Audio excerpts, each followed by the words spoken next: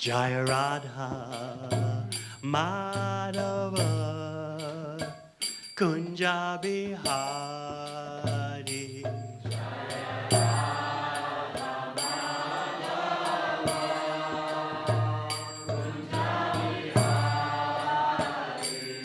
Jaya Radha Madhava Kunja Bihari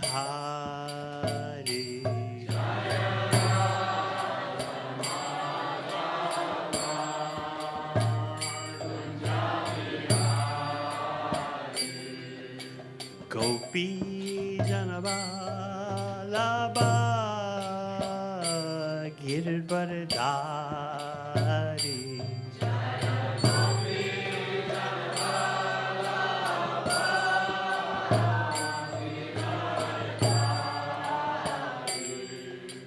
Gopi Janabalaba Girdvaradari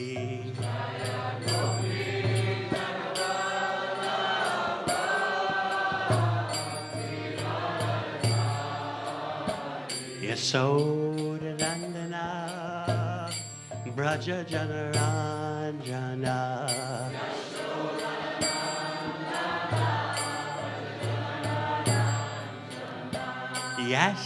Yasodhanandana Braja Janaranjana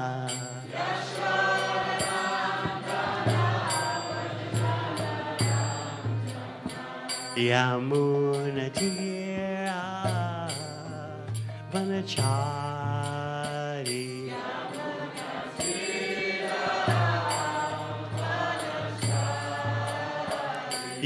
Yamunatira Vanachari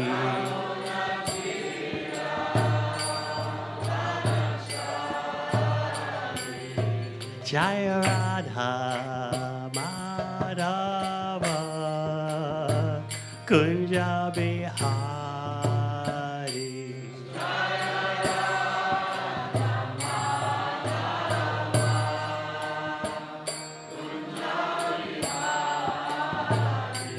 Jaya Radha Madhava Kunja Bihari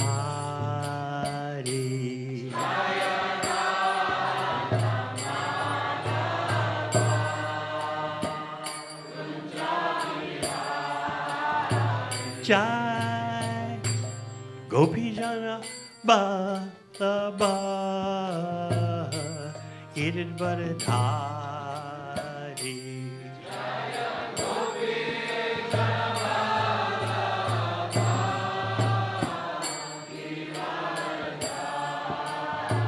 Jai Gopi Jana Ballabha Girdvaradari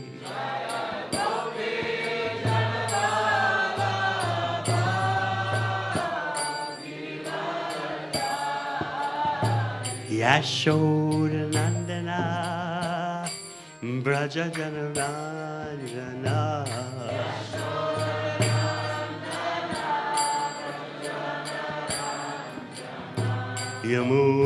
Yamunatira Vanachari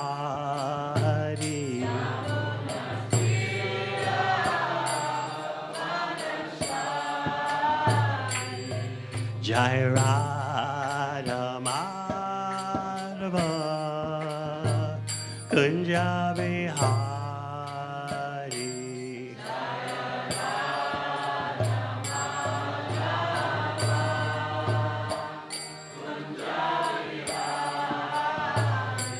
Jai Radha Madhava Kunja Bihari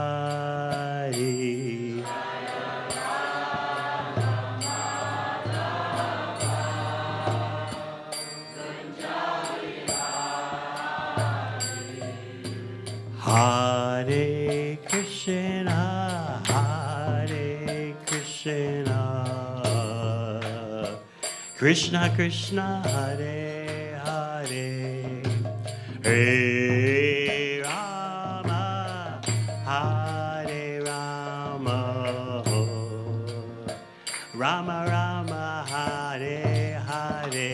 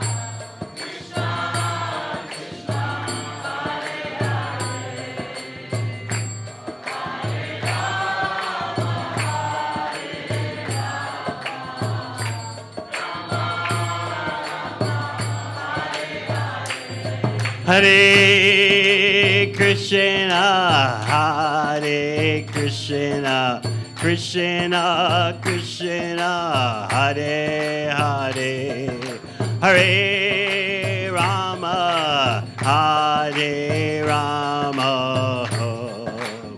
Rama Rama, Hare Hare. Hare Krishna, Hare Krishna, Krishna Krishna, Hare Hare, Hare Rama, Hare Rama,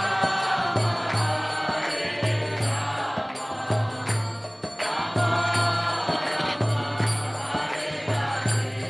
Hare Krishna, Hare Krishna, Krishna Krishna, Hare Hare, Hare Rama, Hare Rama,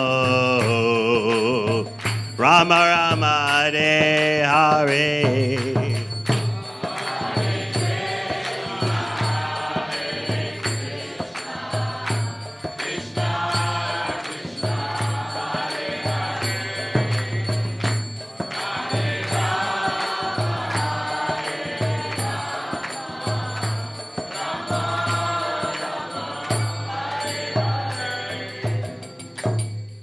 Jai Shabam Sabadalajikataya Stod Hesitus Simad AC Bhakti Vedanta Swami Maharaj Srila Prabhupada Ki Jai Vishnu Pavan Sabadalajikataya Stod Hesitus Simad Bhakti Siddhanta Sarasita Prabhupada Ki Go Premanandi.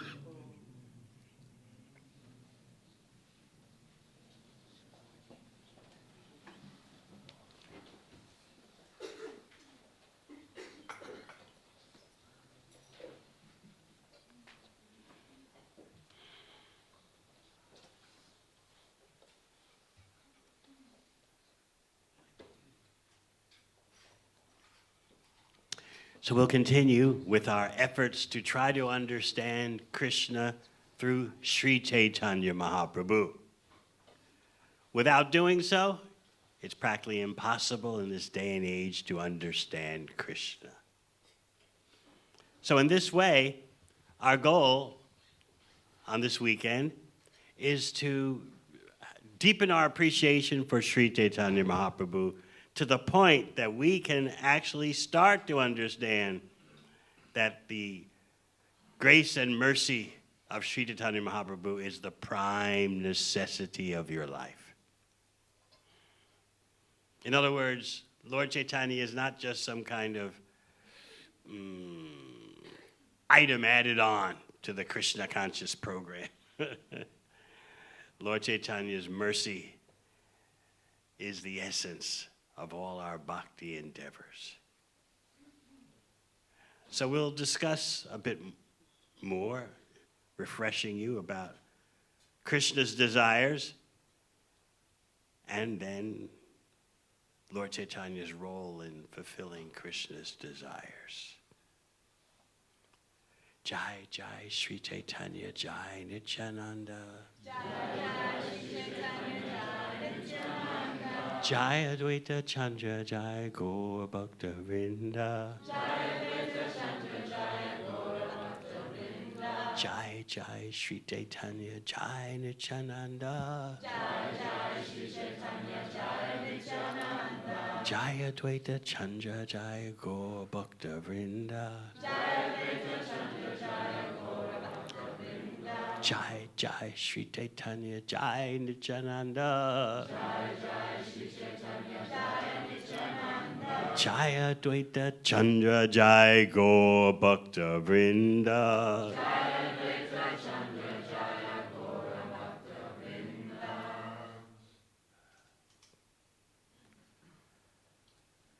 So we're looking at Adi Lila chapter 4. Chapter 4 is entitled The Confidential Reason for Lord Chaitanya's Appearance. And this is text 1. Sri Chaitanya Prasadena Tarupasya Vinirnayam Balopi Kurute Shastram Drista Braja Vilasana Sri Chaitanya Prasadena Tadrupasya Vinirnayam Balopi Kurute Shastram Drista Braja Vilasana Sri Chaitanya Prasadena Tadrupasya Vinirnayam Balopi Kurute Shastram Drista Braja Vilasana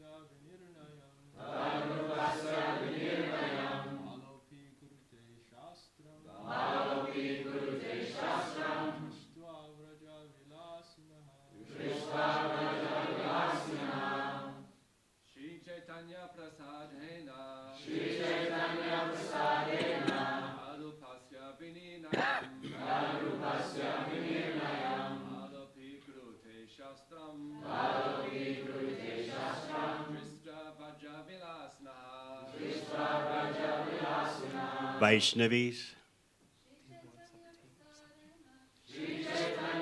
whatever is here. I said whatever is here, I take.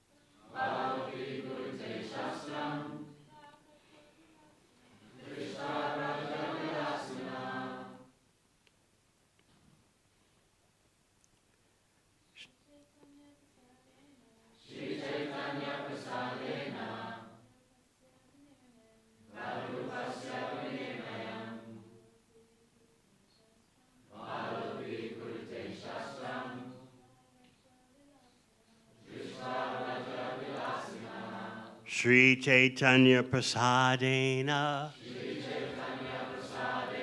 By the mercy of Lord Chaitanya Mahaprabhu. Tat of him. Rupasya of the form. Vinirnayam Complete determination. Bala, a child. Api, even. Kurute, makes. Shastram, the revealed scriptures. Drista, having seen. Vrajavilasina, who enjoys the pastimes of Braja. Translation. By the mercy of Lord Chaitanya Mahaprabhu, even a foolish child can fully describe the real nature of Lord Krishna, the enjoyer of the pastimes of Braja, according to the vision of the revealed scriptures. Purport. One can ascertain the meaning of this Sanskrit shloka only when one is endowed with the causeless mercy of Lord Chaitanya.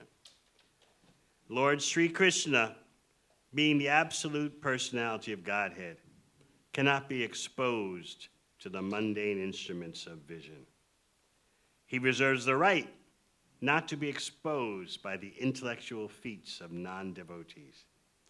Notwithstanding this truth, even a small child can easily understand Lord Sri Krishna and his transcendental pastimes in the land of Vrindavan by the grace of Lord Chaitanya Mahaprabhu. Translation again. By the mercy of Lord Chaitanya Mahaprabhu, even a foolish child can fully describe the real nature of Lord Krishna, the enjoyer of the pastimes of Vraja, according to the vision of the revealed scriptures. Om Jnana Timirandasya Jnananjana Shalakaya Chakshun Militang Yena Tasmai Sri Gurave Namaha Jai Sri Krishna Chaitanya Prabhu Nityananda Shivasati Gaur Bhaktivinoda Hare Krishna.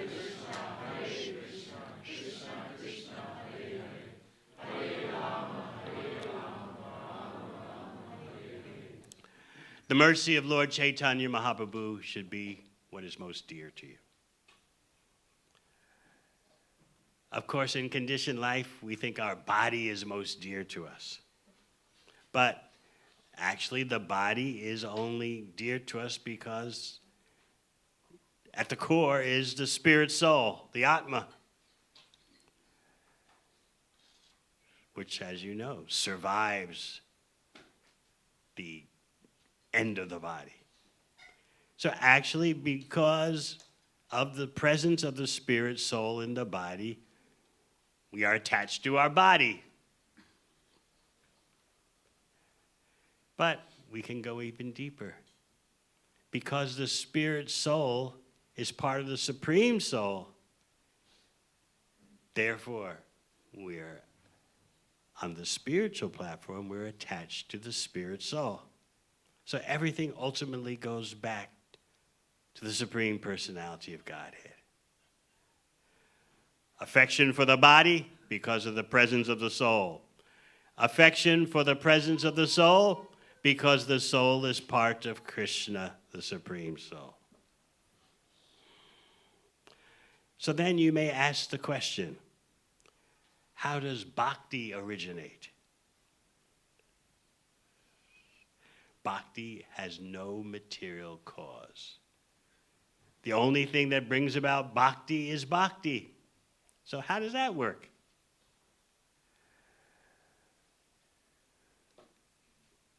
In the association of devotees, Bhakti becomes manifest. But that association of devotees, which brings mercy, is combined with the mercy of the Supreme Personality of Godhead. The mercy of the Supreme Personality of Godhead follows in the footsteps of the mercy of the devotees. Therefore we say, Guru Krishna Kripai Pai Bhakti Latapish, the combined mercy of Guru and Krishna. Guru Krishna Prasad, that allows for the manifestation of Bhakti, which is dormant in all conditioned living entities. as Lord Chaitanya himself explains in Chaitanya Charitamrita. Nitya Siddha Krishna Prem Saja Kabinoy Shravanade Shuddha Chitte Koraye Udoy.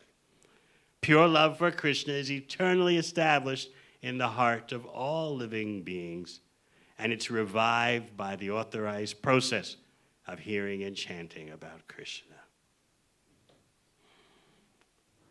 So by the combined mercy of Krishna and the association of devotees, Bhakti manifests. But you may say that, all right, association with devotees is the cause of Bhakti. But no, Bhakti is only the cause of Bhakti. Because the association of devotees is what? Who knows? The association of devotees is one of the 5 angas, 5 limbs of Bhakti. So here you see it's a loop, a self-enclosed loop. Bhakti gives rise to Bhakti. You may say, okay, but it's the association of devotees that gives rise to Bhakti. But the association of devotees is one of the limbs of Bhakti. So you're right back to where you started.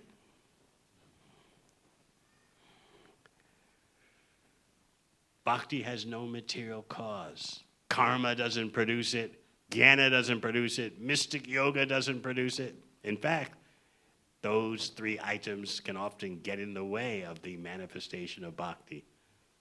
Because people take the path of karma kanda, jnana kanda, ashtanga yoga, they take that to be the ultimate. And Bhakti is like a little trinket that ornaments these other pursuits.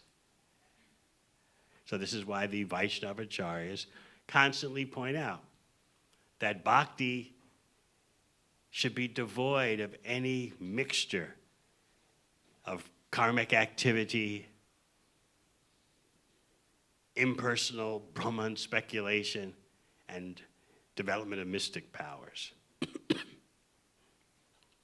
Of course, in this present day and age of Kali, you rarely see anyone who knows anything about the path of karmic activity, punya, good karma. Who cares about that? You rarely meet anyone who is caught up in genuine meditation on the impersonal Brahman. You meet all kinds of pop Mayavadis, trendy impersonalists. Yeah, man, it's all one, you know, yeah. But who's a genuine impersonalist, you practically never meet. They're austere, they're understanding in their perverted way the Vedas, and their goal is to merge in the oneness. They think that's the highest, and that the path of bhakti is for the less intelligent. Just like when Lord Chaitanya visited Varanasi, otherwise known as Benares. It's the capital city of the impersonalists, the genuine impersonalists who were practicing austerities, who understood what is sinful activity, what is pious activity, who thought that they were fixed in understanding the Vedas when actually they were simply focused on Shankaracharya's interpretation of the Vedas.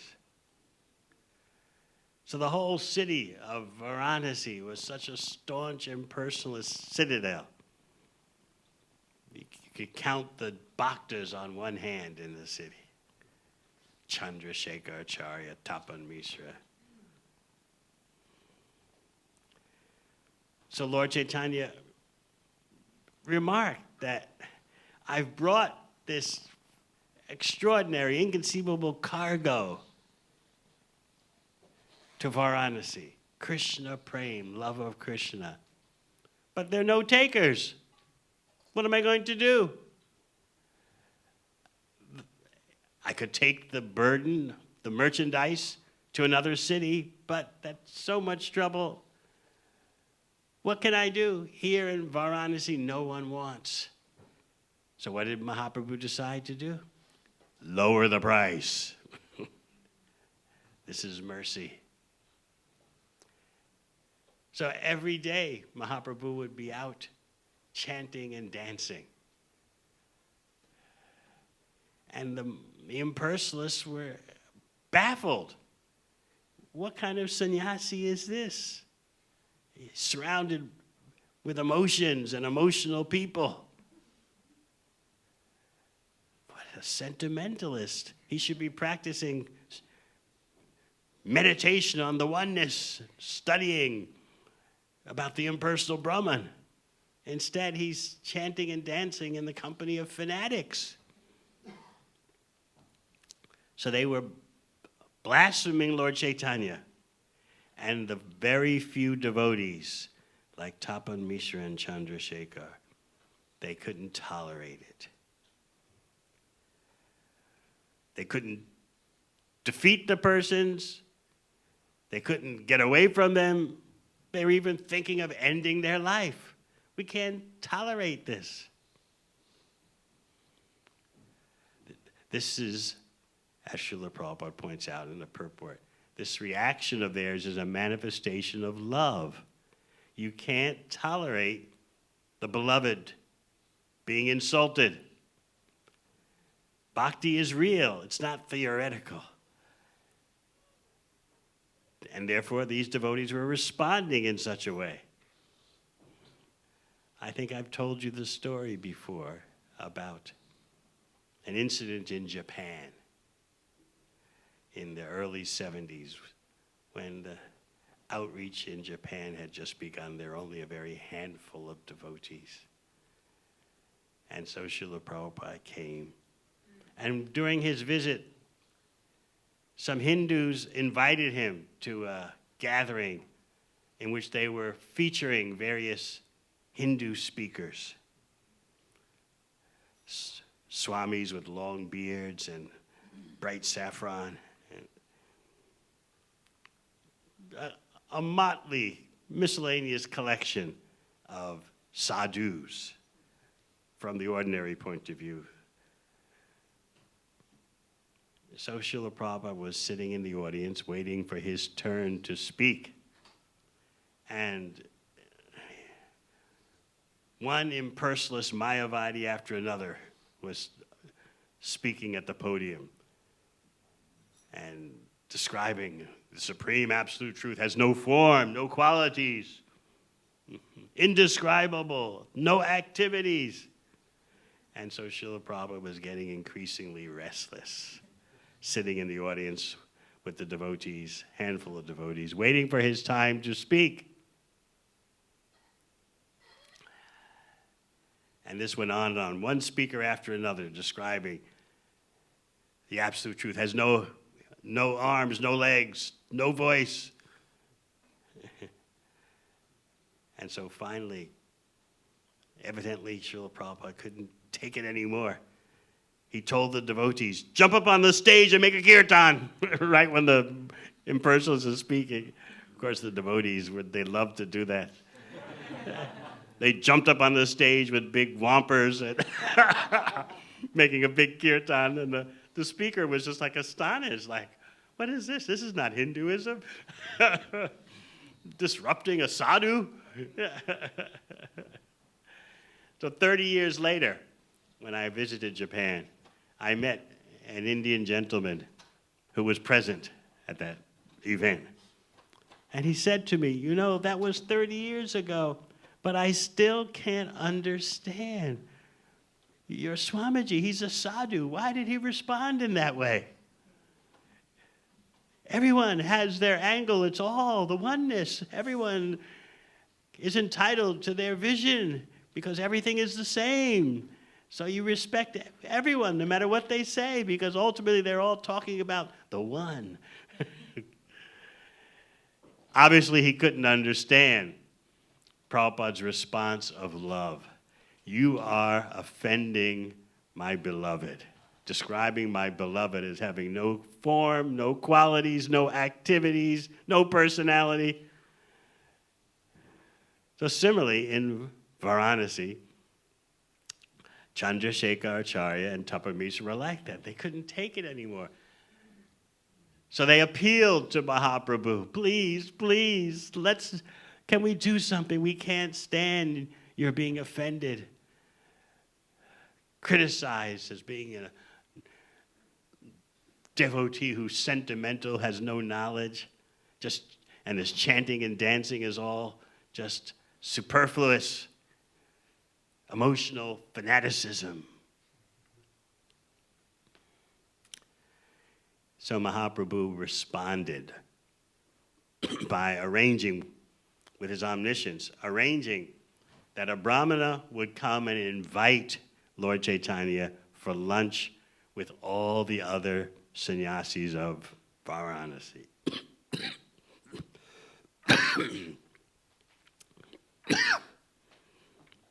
All the other sannyasis of Varanasi meant impersonalists, because that's the whole city. Previously, Lord Chaitanya would not take any lunch invitations of such, because he refused to intimately associate with him, impersonalist offender. Even there were sannyasis, he refused to associate with them. They were offending his beloved. And of course, Lord Chaitanya is Krishna in the role of Krishna's devotee. And as we may describe later today, Lord Chaitanya is Radha Krishna combined.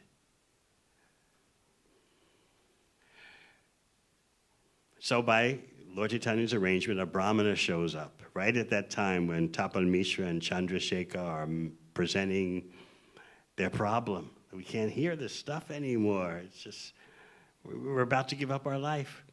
So the brahmana invited Lord Chaitanya, please, I know you don't usually accept such lunch invitations, but can you make an exception this time?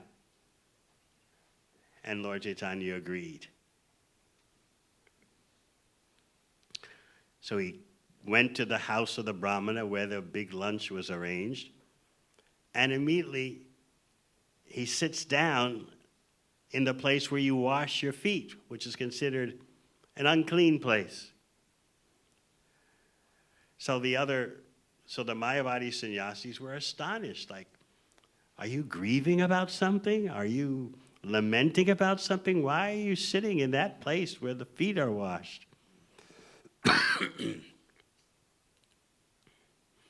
So then Lord Chaitanya showed he's Yogeshwara, the master of all mystic power. He's Krishna. He showed an effulgence brighter than millions of suns.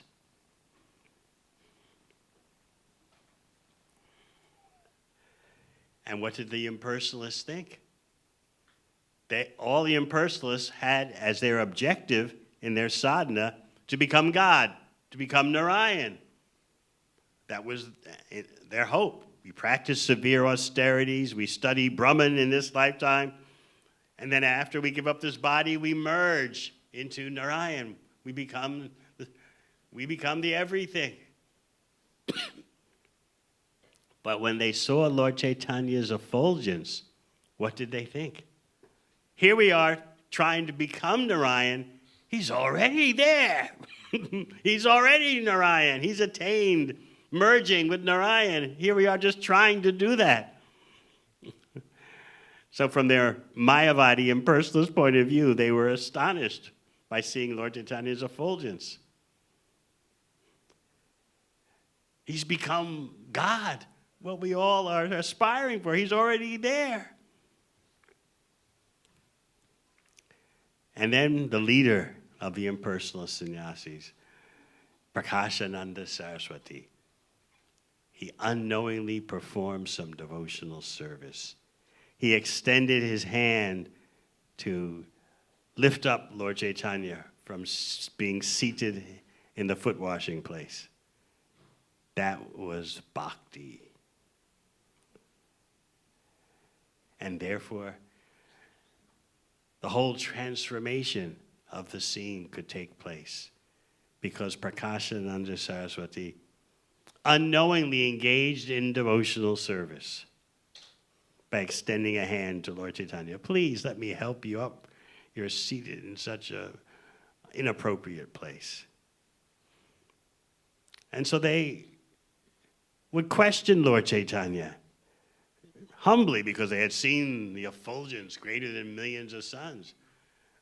Okay, you've already attained the pinnacle. You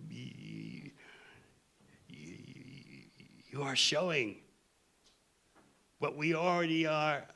You are showing what we're aspiring for. We want to be God. You've already become God. But tell us, why are you chanting and dancing in such an emotionally fanatical way? You should be studying Brahman, practicing severe austerities, discussing Brahman.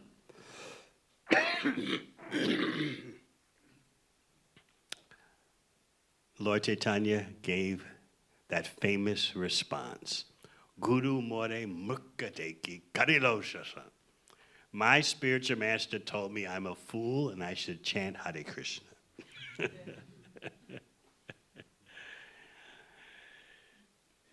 This is Lord Chaitanya's indirect way of saying, you're fools.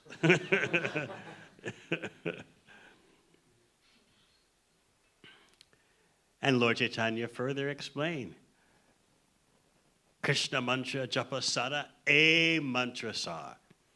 The chanting of the Hare Krishna mantra is the essence. It's the conclusion of the Shastra. So then they had a long discussion about how the absolute truth is ultimately personal. And Lord Chaitanya actually convinced them of that. And the whole city of Varanasi was astonished because it's the Mayavadi citadel, the impersonalist citadel. And here Lord Chaitanya had just turned the minds of this huge group of impersonalist sannyasis led by the erudite Prakashananda Saraswati.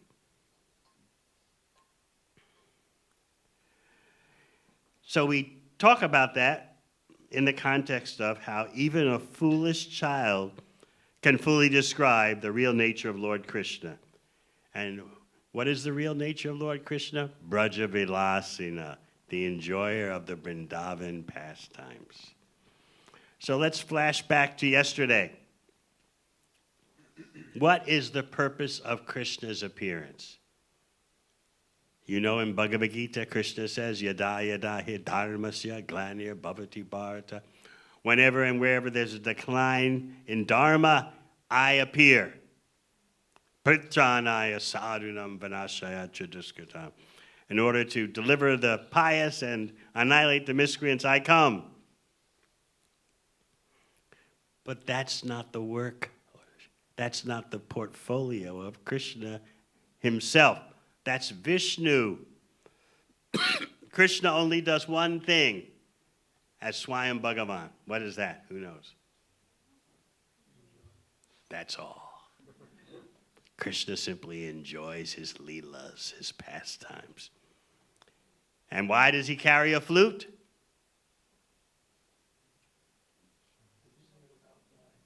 Huh? He's all play and no work. Therefore, he has his flute.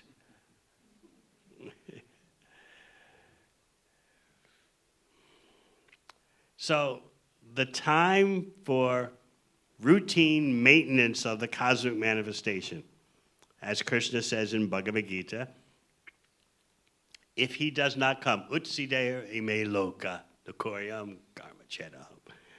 Unless he comes, he could indirectly be accused of neglecting his children, neglecting the living entities. So that's Vishnu's portfolio, cosmic maintenance. Vishnu, as you know, is an expansion of an expansion of an expansion of an expansion of Krishna. But Krishna himself just engages in his leelas, his pastimes.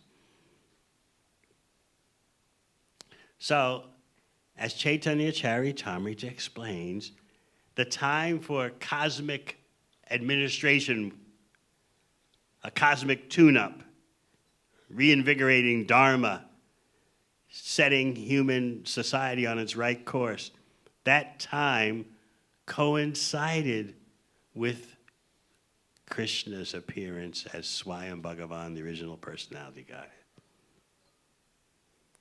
Krishna's appearance is simply meant to display Braja Bilas, the enjoying pastimes of Vrindavan.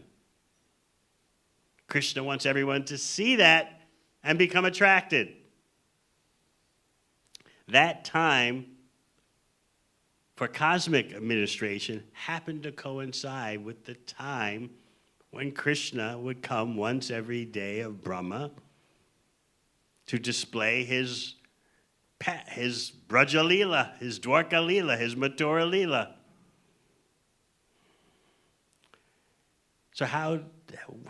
How was all this arranged then? The cosmic maintenance, which includes the annihilation of the demons. How does all that go on while Krishna is displaying his Vrindavan sporting pastimes? What happens is that Vishnu merges within Krishna.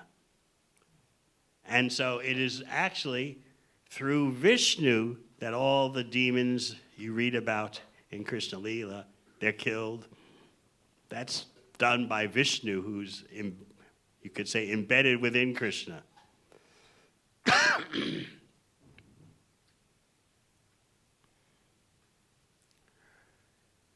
So Krishna wants to show you his leelas, his pastimes, so you'll be attracted.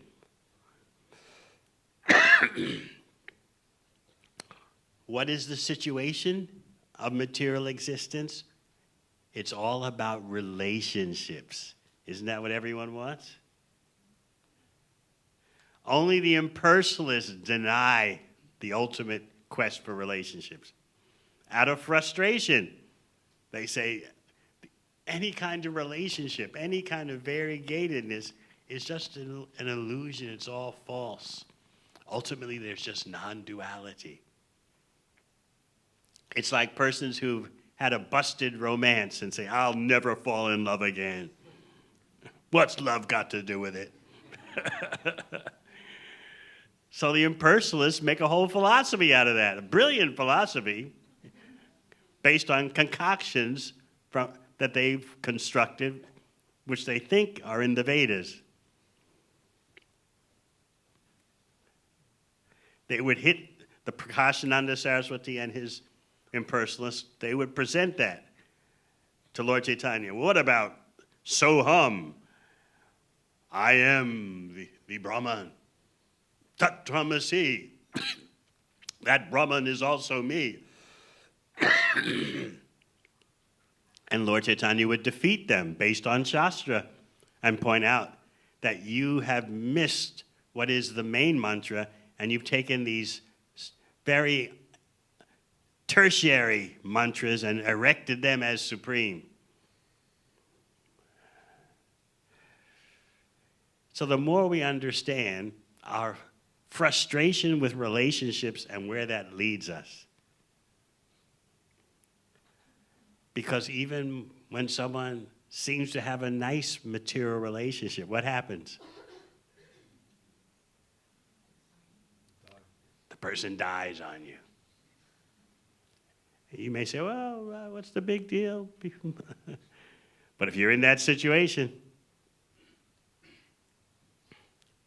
it's like better you never had the relationship at all than to lose it. My she's 95, and a few years ago she lost her husband of 50 years or more. And so I was trying to explain to her, look, you had 50 good years, what do you want? Be thankful, be grateful. She said, you don't understand. The pain of separation is so great that better you never had the relationship at all.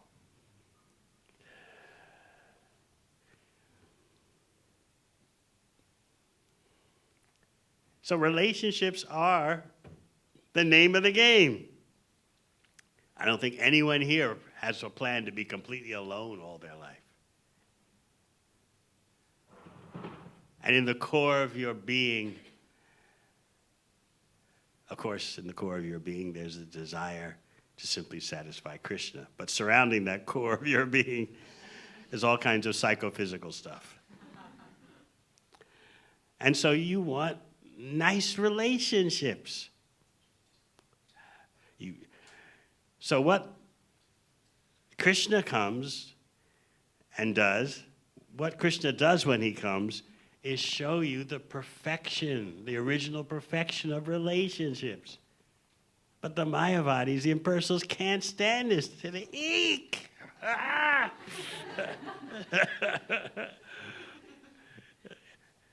You can see how big a role frustration plays. It can lead you to construct a whole bogus philosophy. It is not Krishna that's the ultimate. Beyond Krishna. As soon as you say beyond Krishna, you're speaking nonsense. The words don't make any sense. As Krishna says in Bhagavad Gita, Mata Prataram Nanyat Kinchirasti Dhananyat. There's nothing beyond me.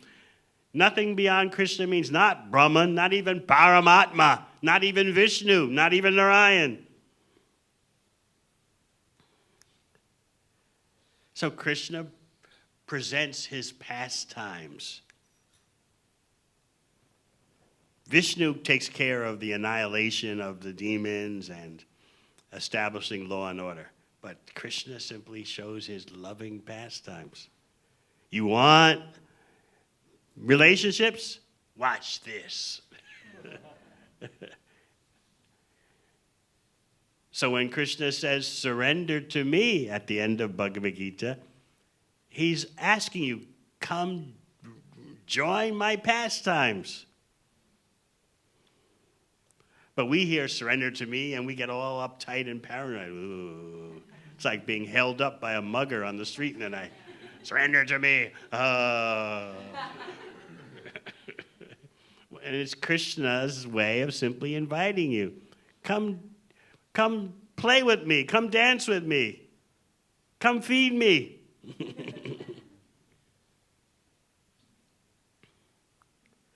So the more you understand Janmadhyasata, the first verse in Bhagavatam, the absolute truth is that from which everything emanates. The more you understand everything means everything. Everything emanates from the supreme cause. That means even all the relationships that we cherish so much. Most persons, they want a nice family life, children that are pleasing, a partner who understands you, parents that are caring. They have all these relationship desires. But Krishna wants to show you, it's all there in me. Come relate to me. And what do we say? Oh no, too busy.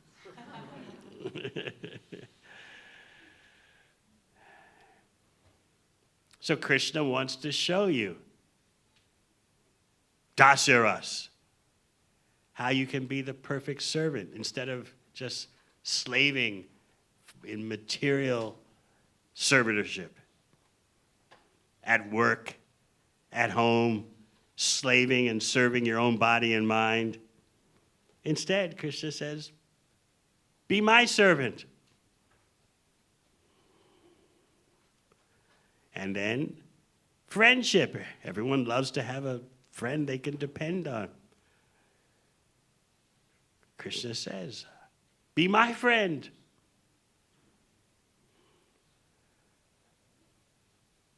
You can be the parent of Krishna and think that Krishna depends on you, like Mother Yashoda thinks, Krishna, eat this food or you'll die.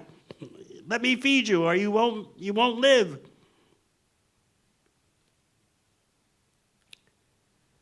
And then, of course, to be a lover of Krishna. Krishna is a supreme romancer. So once you understand how the relationships of the material world are perverted reflections of our original relationship with Krishna, everything starts to click.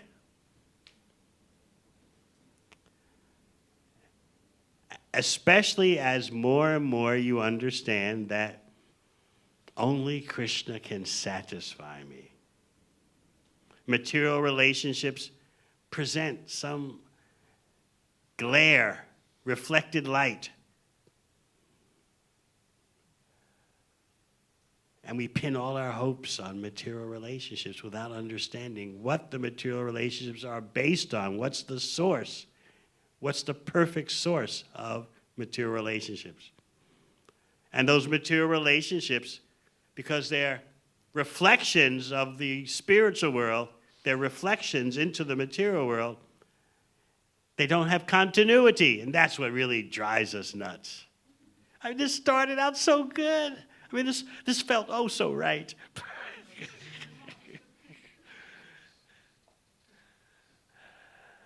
No continuity and a rough road. So many faults appear. But we have our hopes. So Krishna comes and says, all right, you have hopes for relationships, watch this. Look at my servants. Look at my friends. Look at my parents. Look at my lovers.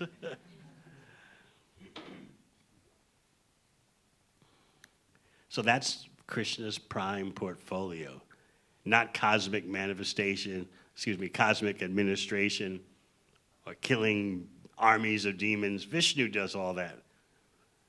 The Vishnu embedded within Krishna, because when Krishna comes, all the avatars, all the incarnations, all the expansions are, because they're expansions of Krishna, they're all there with Krishna.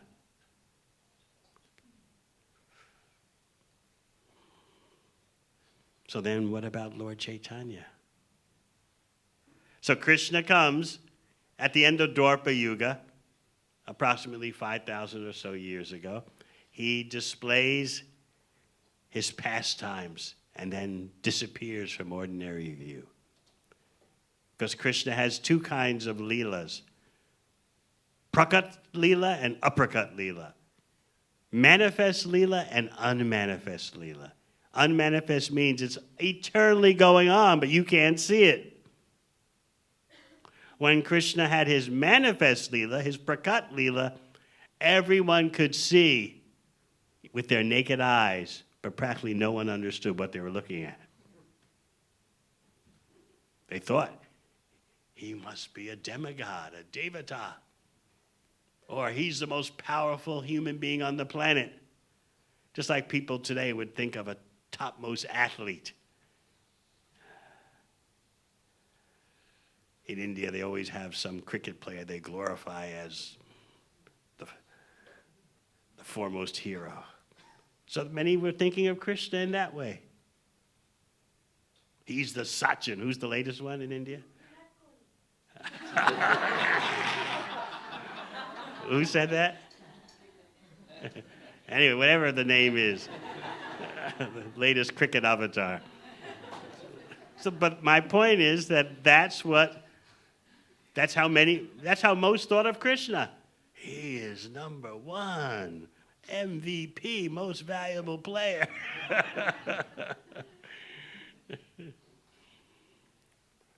Very few understood Krishna in truth.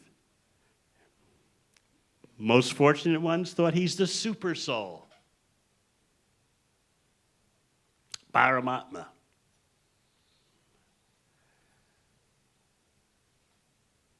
So here is Krishna displaying his leelas, even confidential leelas like Madhurya Ras, romantic love. But no one understands. So that same Krishna who came at the end of Dwapara Yuga, in the Kali Yuga that follows,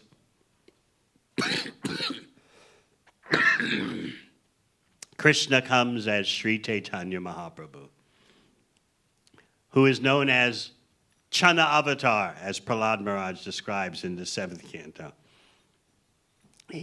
Hidden or concealed appearance of the Supreme Personality of Godhead. Hidden in that, yes, he's there and you can detect his presence, but you have to have some qualification, some shastric knowledge, some humility, some mercy. Because in the age of Kali, Krishna doesn't directly appear. That's why he's known as Tri Yuga, the Lord who appears in Satya Yuga, Treta Yuga, Dwapara Yuga, but not Kali Yuga. His appearance in Kali Yuga as Sri Chaitanya Mahaprabhu is covered, it's hidden.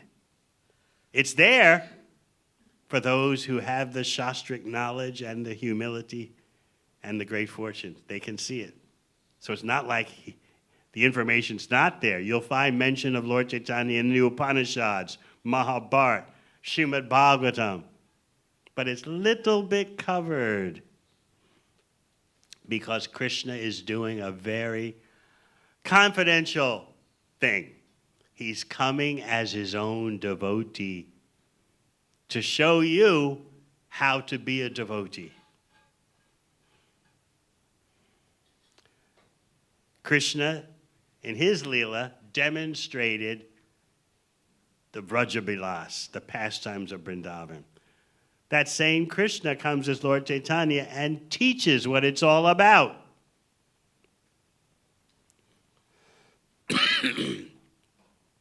Teaches how to love Krishna. Teaches by example.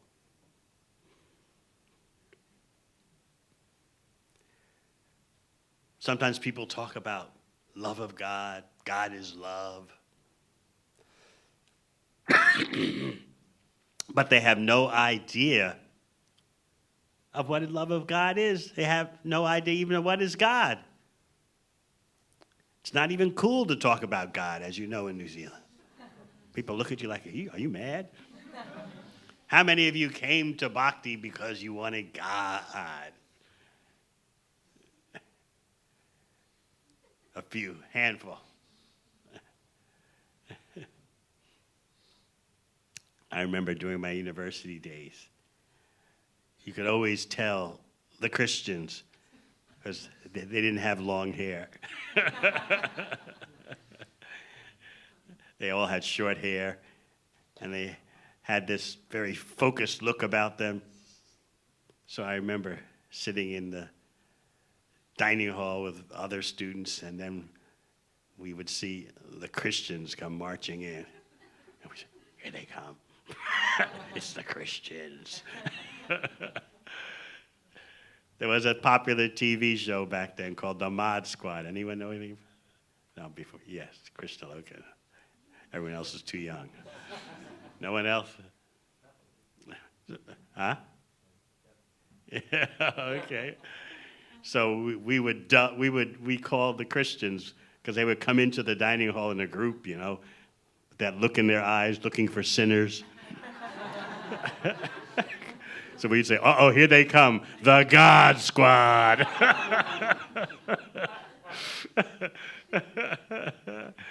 How weird. What freaks.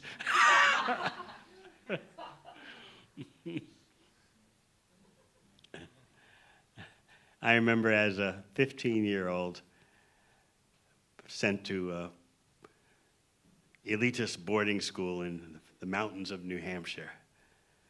I guess it's like being sent to go to school in Topo or something like that. The school was super rich, 3,000 acres, 175 students only, all boys. School had its own ski course because the history teacher was the coach of the U.S. Olympic ski team, so all the rich ski kids wanted to go to that school. So I remember when I got there, it was beautiful scenery, beautiful mountains. I rode my bicycle into the mountains and saw the autumn leaves and the pristine lakes and rivers, and I thought, oh, this is so beautiful. There must be God.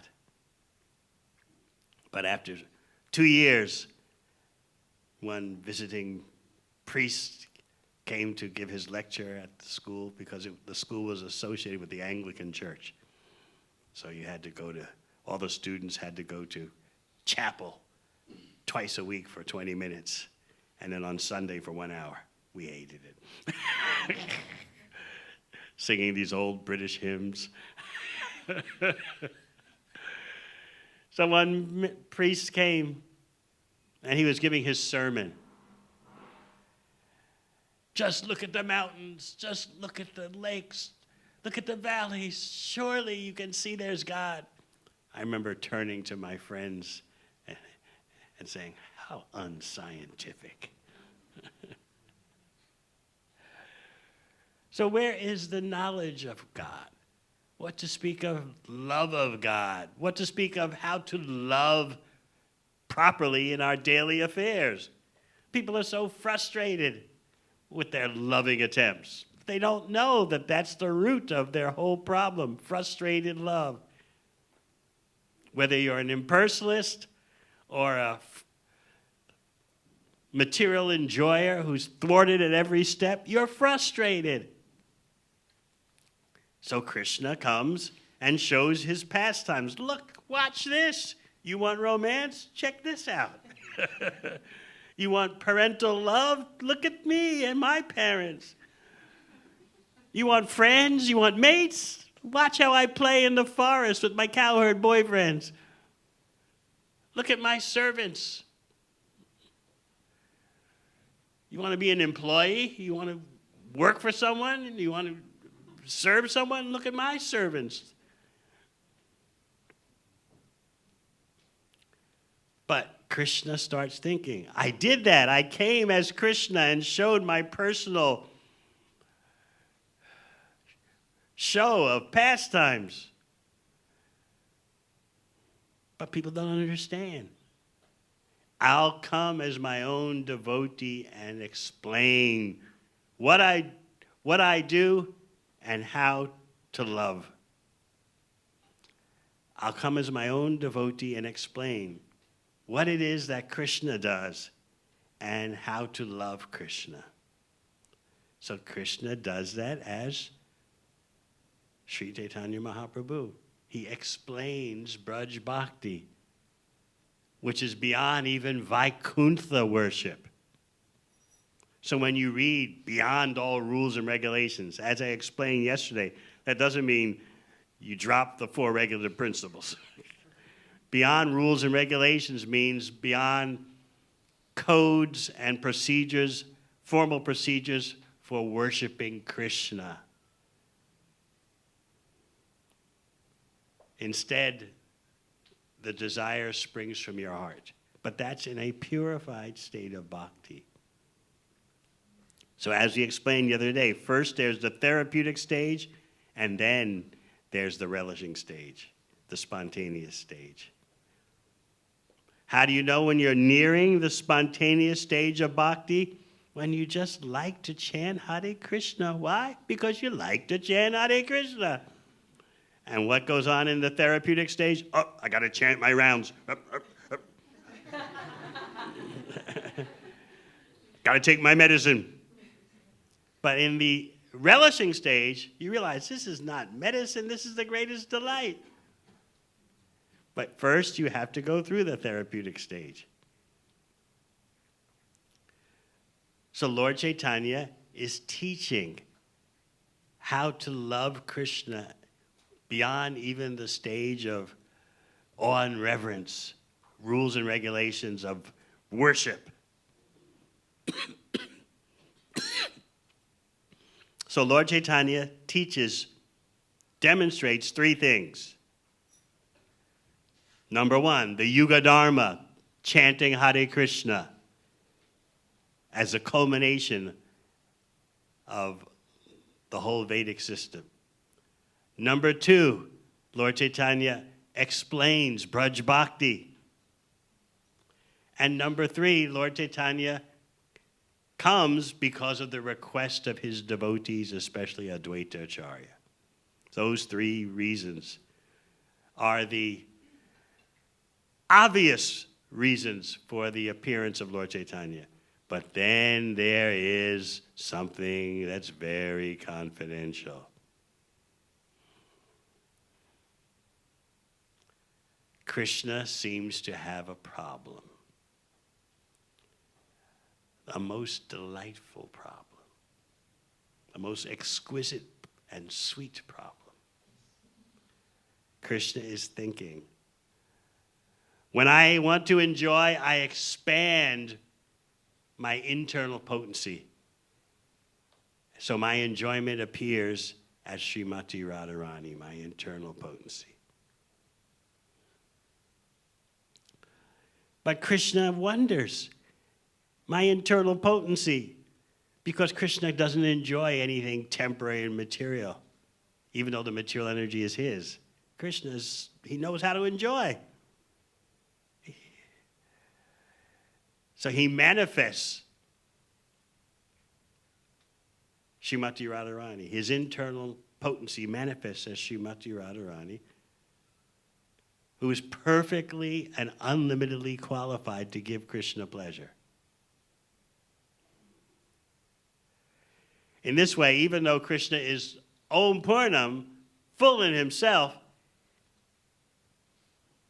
and he manifests his internal potency, he's still self-sufficient.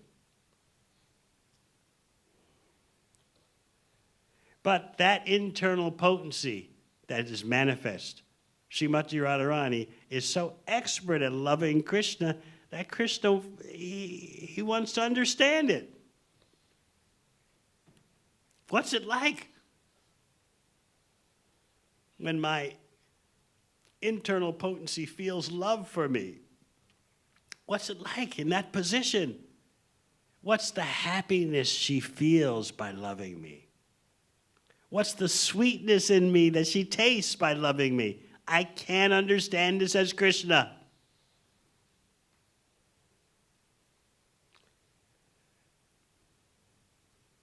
Maybe some of you, on your marriage day, what do you think, Krishna? You were wondering, what is it that Prema Lahami tastes in me? What's the happiness that she feels? At least on the wedding day. You can't understand it. Well, you wonder about it, right? Yeah.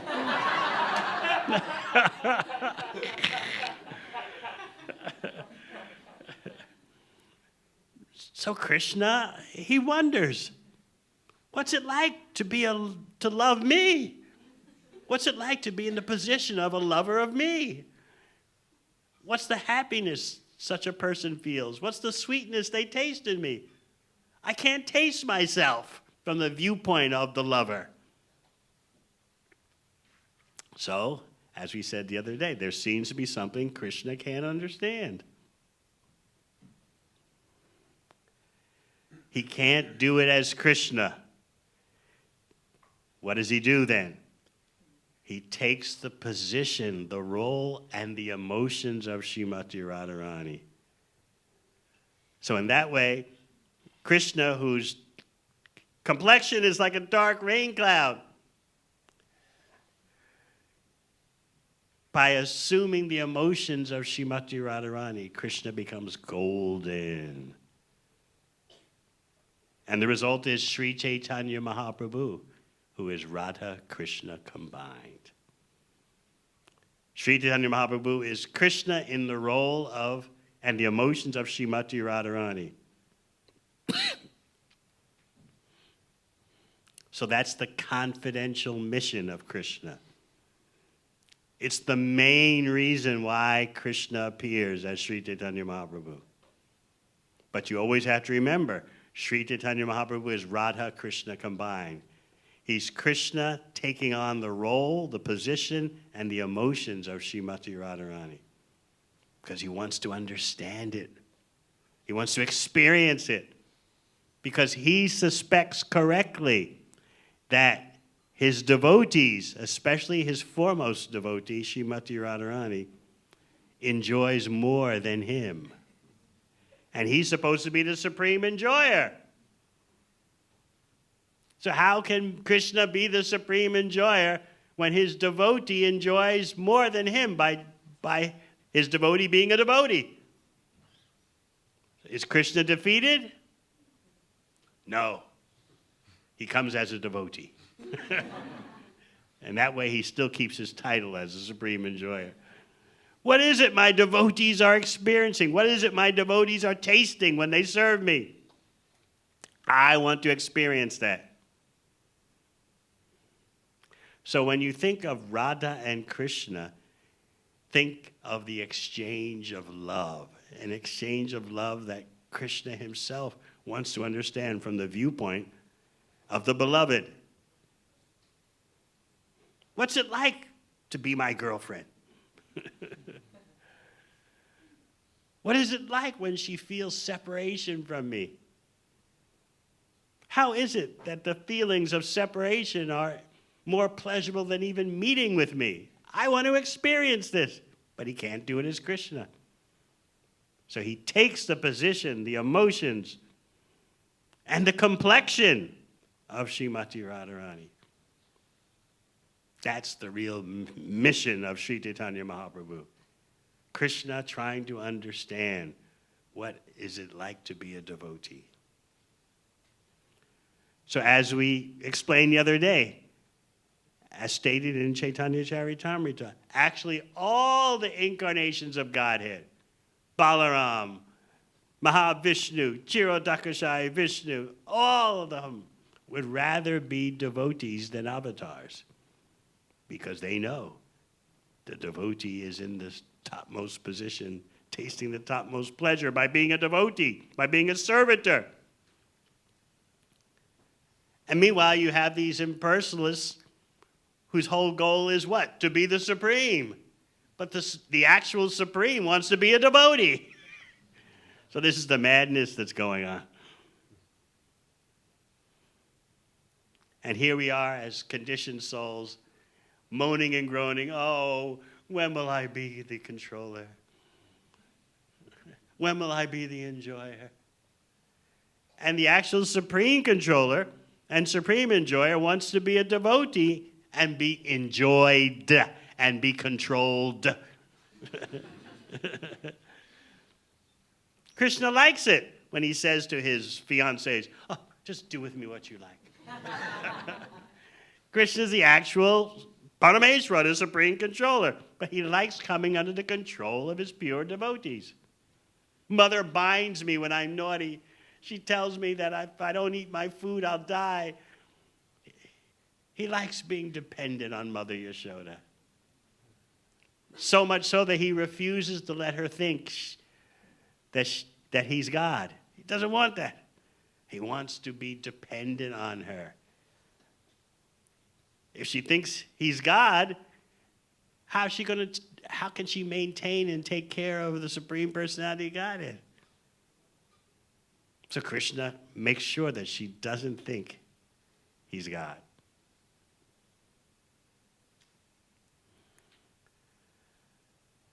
So this is what Lord Chaitanya is teaching, the pure bhakti of Vrindavan.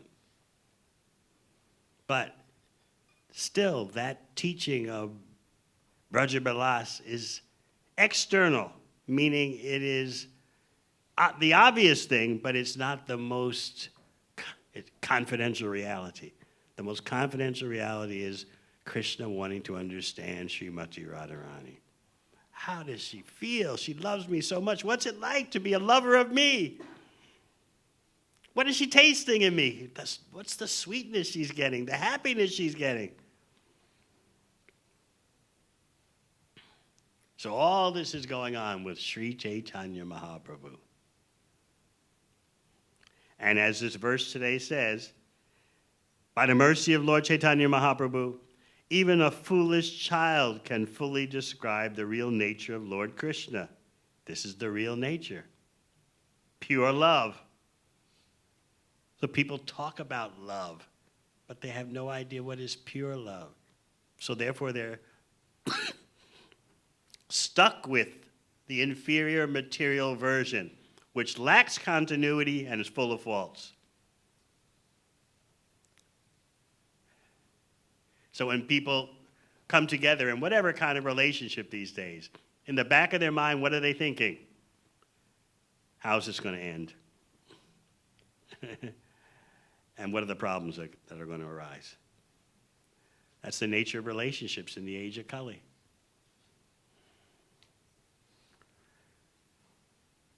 But Krishna wants to show you what's the real standard of relationships.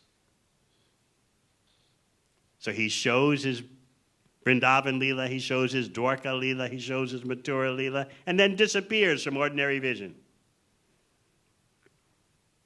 And then Krishna comes again. 5,000 or so years later, he comes again, but as Sri Chaitanya Mahaprabhu, and teaches what happened when Krishna appeared. What was he doing? He was showing the various rasas in action. Lord Chaitanya teaches that. He teaches that to Rupa Goswami, Sanatana Goswami. He discusses it with Ramananda Roy. So this is what's going on in Chaitanya Charitamrita. It's the most advanced Shastra. It begins, Lord Chaitanya's pastimes and teachings begin at the point where Krishna says in Bhagavad Gita, surrender to me. All right, you surrender to Krishna, and then what? What do you get? Lord Chaitanya is showing. You get the opportunity to revive your original loving relationship with Krishna, either as Krishna's servant, Krishna's friend, Krishna's parent, or Krishna's lover. The fifth rasa, Shantarasa, is not really considered substantial by Vaishnava acharyas. Shantarasa is it's such a beginning. It means simply to appreciate the greatness of the Supreme Lord, the power and the majesty. You appreciate that. But there's no rendering of service.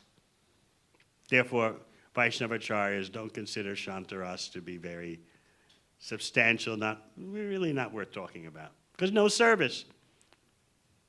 As soon as Shantarasa, appreciation of the greatness of God in awe and veneration, as soon as that turns into a little bit of service, then it's dasharas, servitude.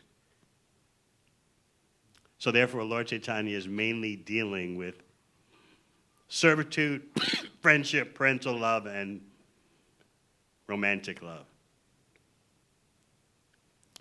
He's teaching that. He's showing by his example how to feel separation from the Supreme Personality of Godhead.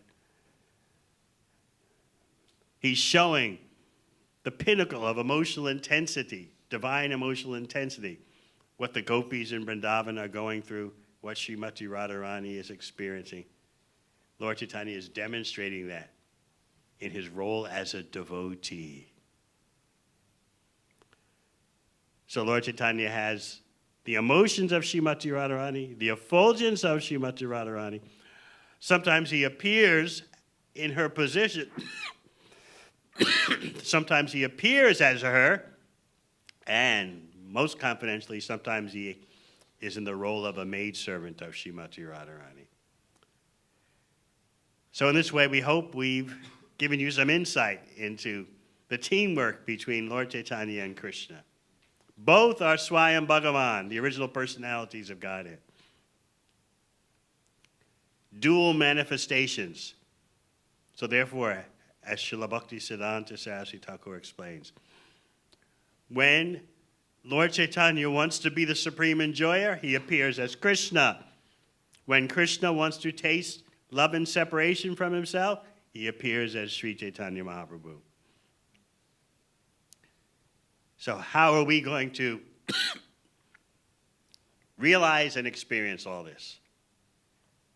Acharyas like Bhaktivinoda Thakur point out, serve Lord Chaitanya in dasyaras. Be the servant of Lord Chaitanya And then through that portal of service to Lord Chaitanya, everything else opens up. So this is this is our program. Humbly serving the mission of Sri Chaitanya Mahaprabhu, and everything will come to you in that way. When you say Gauranga Mahaprabhu, Mahaprabhu, by saying Mahaprabhu, you're acknowledging your servitorship. And when that service to Mahaprabhu reaches maturity, then whatever else you're meant for opens up to you, becomes revealed to you. Whether it's Dasya Prem, Sakya Prem, Vatsalya Prem, Madhurya Prem, everything comes to you through the lotus feet of Sri Chaitanya Mahaprabhu, who is Radha Krishna combined. So that's why our focus is on serving Lord Chaitanya's mission. You can talk about the higher rasas, the higher realities, but without any dedicated service to Mahaprabhu, you'll never get there. All right, any questions? Thank you for putting up with my coughing. Yes.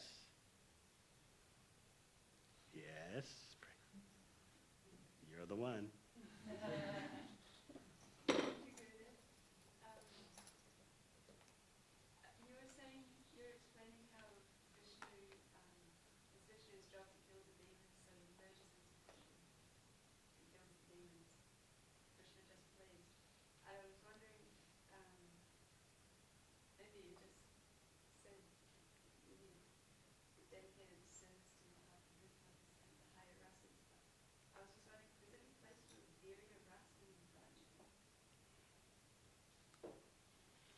She's asking, is there any place for Veeras in Braj? Veeras, chivalry, is a secondary rasa.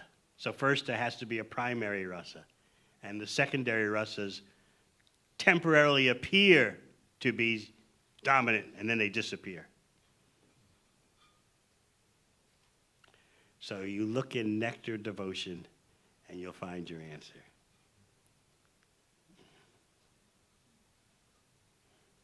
Sometimes the cowherd boys, in their playing with Krishna, they're mock fighting. Krishna, you're a weakling. I'm ready to fight you. Aren't you afraid, Krishna? So sometimes the cowherd boys brag. Or what do you call it? Trash talking. Krishna, you're nothing. I think you're a big man. Watch me jump on your shoulders. I'll make you carry me.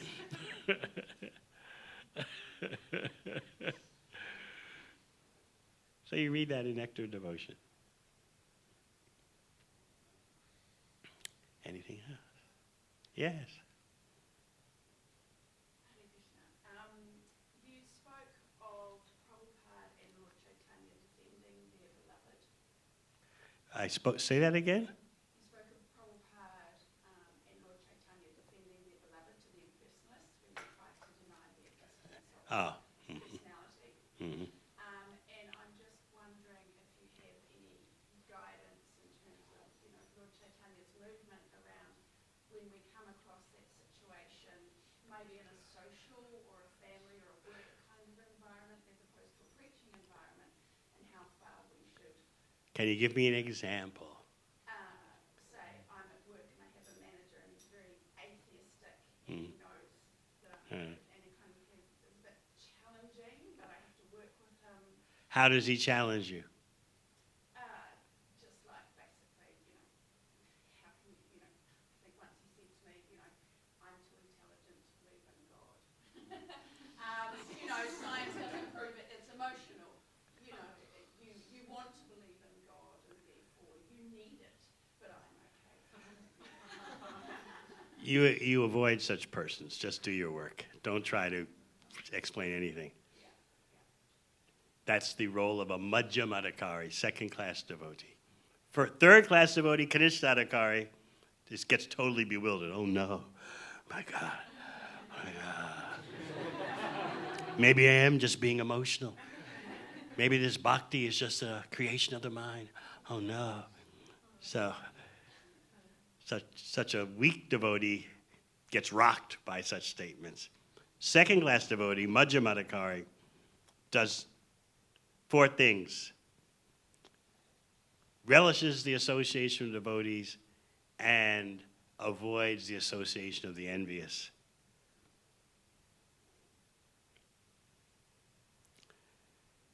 Why bother? Just do your work. Yeah, there's so many snide responses you could give to him. You say that I believe in God because I'm afraid of the dark. I say you don't believe because you're afraid of the light.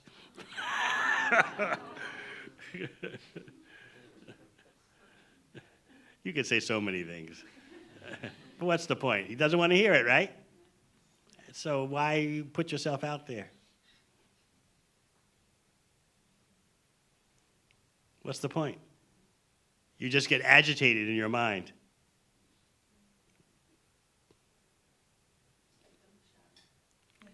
Does he like prasad? He does Well, actually. okay. So when he opens his mouth and starts speaking nonsense, just pop something in the mouth.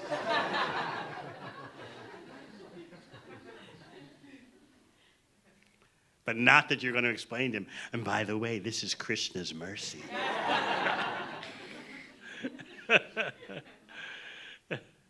Just let him eat.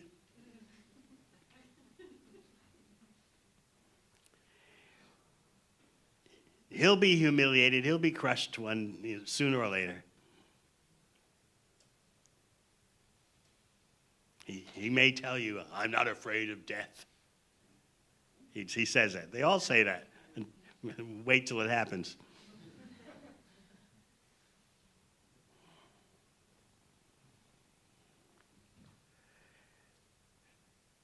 But if you don't respond, he'll leave you alone? Well, then why don't you just make a formal agreement with him? This is what my father made with me. He said, look, son, here's the deal. This is after I was practicing for about, 20 years. He said, look, here's the deal.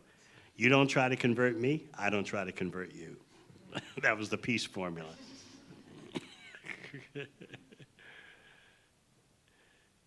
He wanted to go on following his acharya, Hugh Hefner. And I wanted to follow Srila Prabhupada.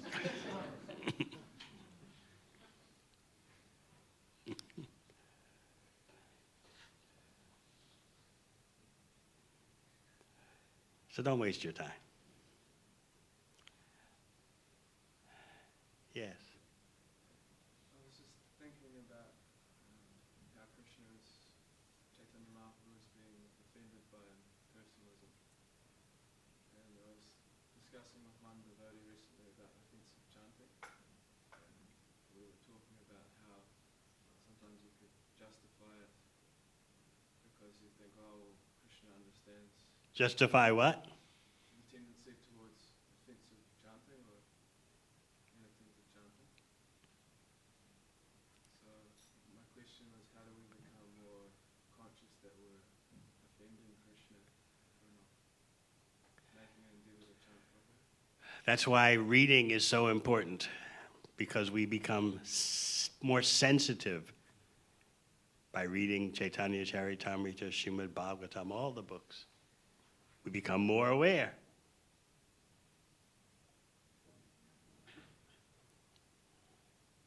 The more you know, the more you become careful. And the more you become conscious that, what am I doing?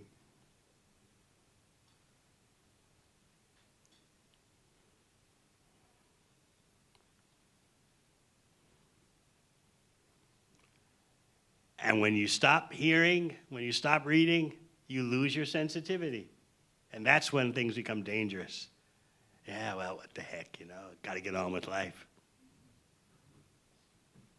got to make money, got to deal with my relationships, got to this, that, the other. That's life. Start to become overwhelmed, and your tongue dries out. As we read yesterday, the tongue is crying out, but you give it false moisture, which never solves the problem. In the name of being practical, in the name of being enterprising, you starve your tongue for nourishment, for moisture.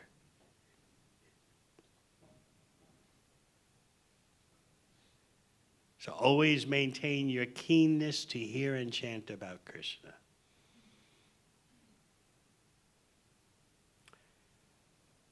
Yes?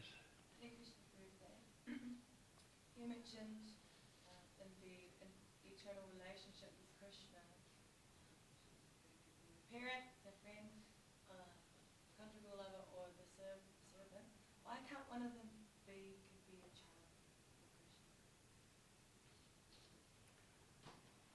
Be a child of Krishna? Yeah, What? as a servant in that way. You lost me. I think she's asking, can the servant, can the living entity become the child, take on the relationship as being the form of the child towards Krishna? With Krishna as the parent? Is that what you're saying? That usually, just like in Dwarka Leela, Krishna has Pradumna, he has other sons.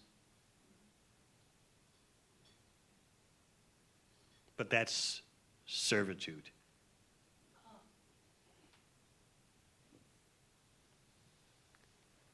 Anything else?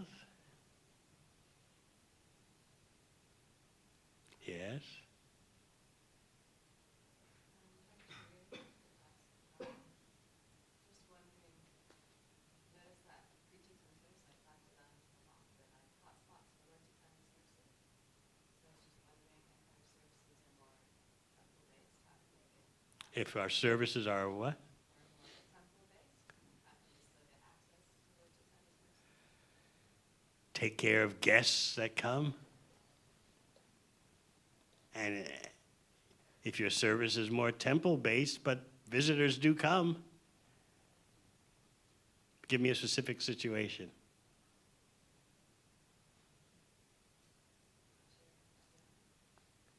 Well, if you're not sure, how can I give you a sure answer?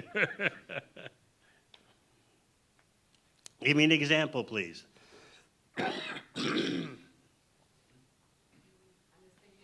at, for example, Bhaktivedanta, there's always such a flush of people coming, there's so many opportunities. Well, we want more to come. How to get more? I think Madhava Mohan, he's not satisfied with the numbers that are coming. Is that so? So, we need more.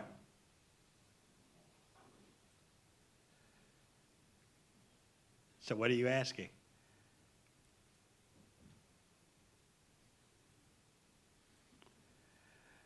I know, you're about to head overseas. Yes. Why are you leaving me to have to figure all this out? Don't turn me into a married man. What is she really thinking? What does she really mean? Please. Put someone else through that.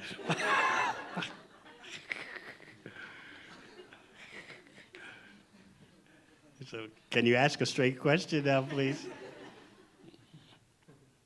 Or you rather not? I was listening to one of your lectures recently, and you were saying that the preaching centers in your preaching centers, even if you're very new devotee, you can fit into them like an Otaki classroom. Yes. So if you're not in a preaching center, how can you still? Well, give me an example where you would be. So if I'm in Vietnam, So many students come there to visit. And then right down the road, 45 minutes down the road, is Penn State University. 50,000 students. How many students are at Vic? Huh? Can you imagine In a town of 150,000 persons, there's 50,000 students. That's 45 minutes down the road. And then so many students are coming to spend time at Gita Nagari.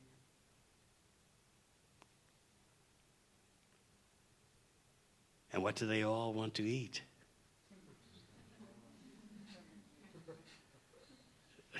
They all want Krishna Prasad. So much to do. It's up to you, though, of course.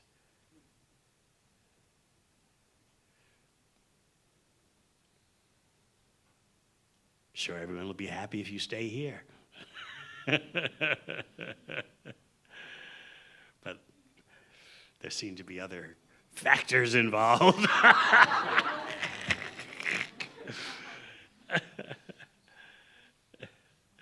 So what can I say?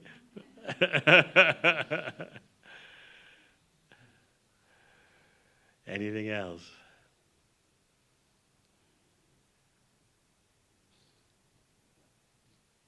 Yes.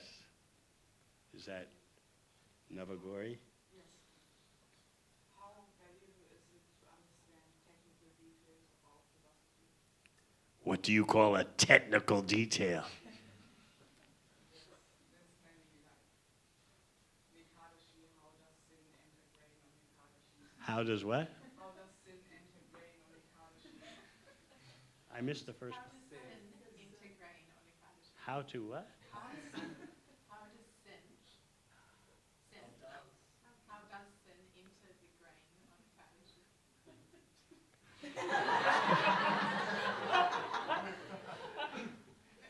That's a vital issue for you? But sometimes people ask me, why do you fast on Ekadashi? Because we want to remember Krishna, and by reducing bodily needs on Ekadasi, the idea is you spend more time in hearing and chanting about Krishna.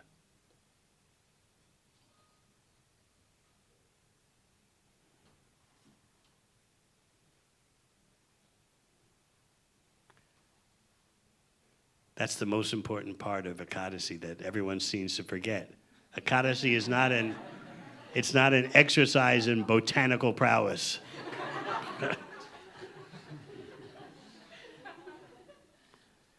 I tell this story. One of Prabhupada's servants told me directly. He had cooked lunch for Prabhupada and served it. And then right in the middle of the lunch, he races into Prabhupada's room. Oh, Prabhupada, oh no, oh no, oh no. So Srila Prabhupada asked him, well, what is the problem? The sabji, the sabji. The sabji has hing, asafoetida in it. And asafoetida has a corn base. And Prabhupada said, we are not fanatics. So sometimes devotees just take Ekadasi into such an extreme, make it into such an extreme venture. And they forget you're supposed to increase your chanting, increase your reading. Ekadasi is especially meant for householders. They can, twice a month, they can look forward to Ekadasi in that they increase their hearing and chanting, even a little bit of increase, decreased bodily activities. But for those who are doing nonstop outreach, is different. It's really meant for those living at home.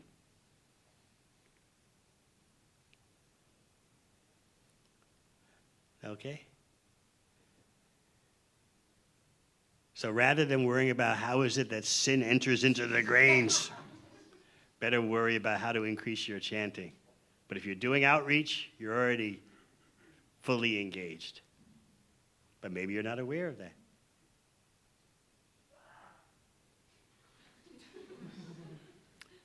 Anything else?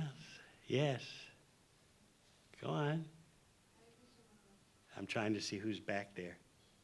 No, you're with the... Yes. What's your name? Oh, I couldn't tell with your wearing all that orange. I'm used to seeing you in the front dancing vigorously. We talked about yesterday about chanting and how we shouldn't think of anything, we should just simply hear the mantra. But I wonder, sorry, we should simply just hear the mantra. Yes. But I wonder, how do we bring on these different moods of separation and movement? That's down the road a bit.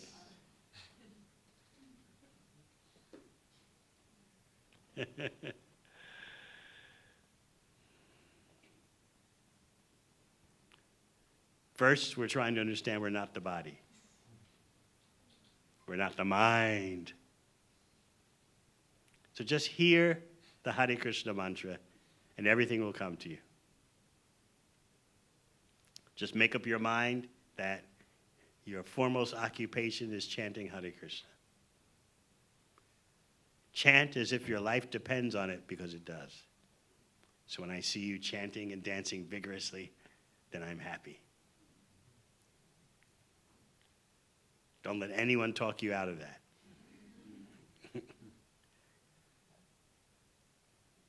Maybe some of your old friends, they'll come to see you at Bhakti Lounge. What's happened to you? You used to be such a fun person. They say that? Yeah. I know. Yeah, I've heard it all before. I remember the example Kadirvan told me. It was like 20 years ago or so, maybe more, 25 years ago. After she was living in the ashram, some of her old girlfriends, they came to visit her. And they told her, you know, we can see that you're happy, and we know we're not happy, but you ran away from life. We haven't run away from life. Therefore, we're better, even though we're miserable and you're happy. You ran away. You escaped. Therefore, you're inferior because you escaped the rat race.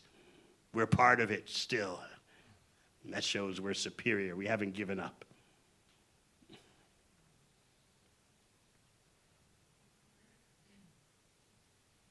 What do you think?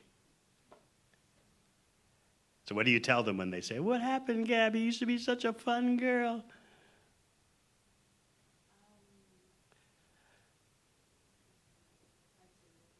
Huh? Just pop a samosa in the mouth. Do they pay for dinner? Oh, well, that's good.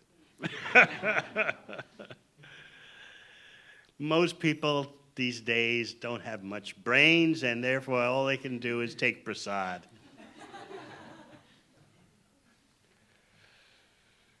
You have to appreciate the level of ignorance. I know you probably were thinking, like so many of us thought, they're my friends, they must be kind of cool, they'll be into it, right? And what did you find out?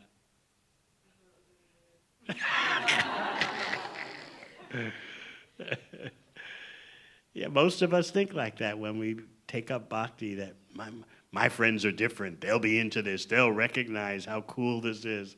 And then you're shocked when they look at you like you're crazy.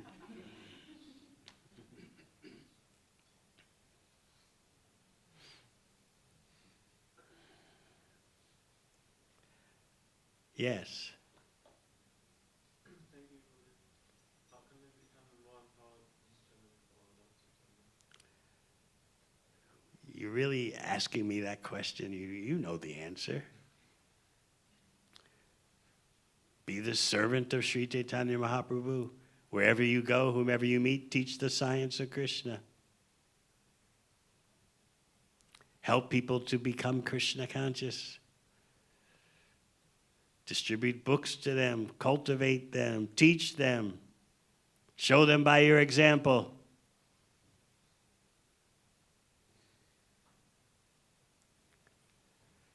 Always remember your unlimited great fortune. You came from Germany, got on the bus at the airport to go to the youth hostel, right?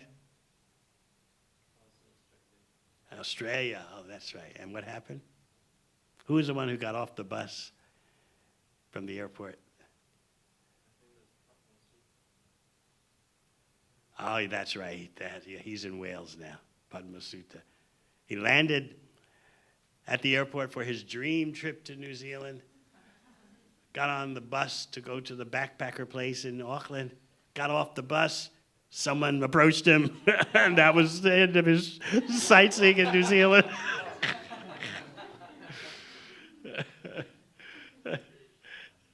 He just got off the bus, ready for action. And then he met a Sankirtan devotee. Come to this place on Sunday. You know, oh, okay. That was the end of his touring of New Zealand.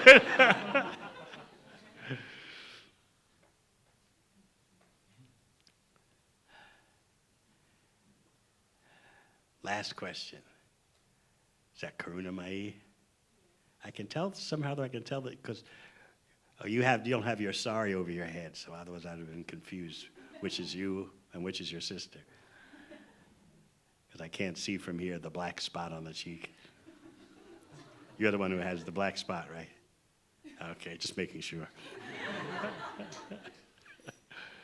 Yes. Yesterday, you were saying how the more guidance we have, the wealthier we are. Mm. So I'm just trying to understand the value in taking time for introspection because our mind's not a devotee. Because what? Our mind is not a devotee. So I'm just trying to understand the value in introspection and flying our own plane. We actually see that guidance from our mentors is much more valuable. Yes, but you can meditate upon the movements of the mind. I've been down this road before. The mind says this, the mind says that. And you apply what you read in the books and take the practical advice that your mentors can give. It does take deliberation, which is good. You're deliberating on what accelerates your bhakti and what impedes your bhakti.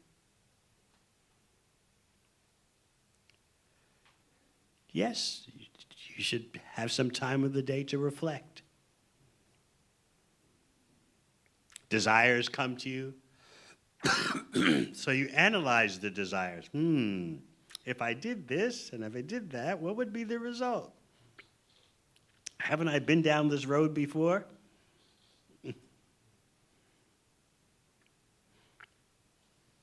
So to get out of material existence requires some thought. Rather than rushing off and blindly doing things. Jumping into what you think is a pool of water and actually turns out to be a dry ditch.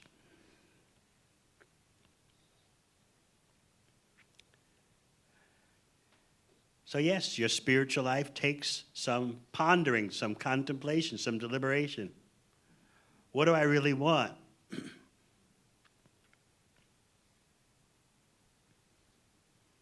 There's two things, Shreyas and Preyas. Shreyas means the ultimate good.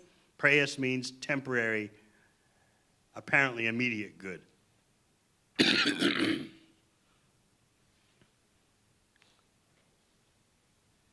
So the more deliberative and thoughtful you are, the better. You read the books and deliberate. How am I going to apply this?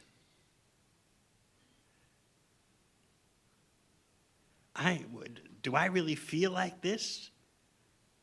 What I read? How am I going to come up to the standard? That's being intelligent. And what is being bewildered like? Oh, my mind says this. Oh, my mind says that. Oh, mind, I worship you. Take me wherever you want, mind. Build your spiritual intelligence. All right. Thank you very much. Hare Krishna.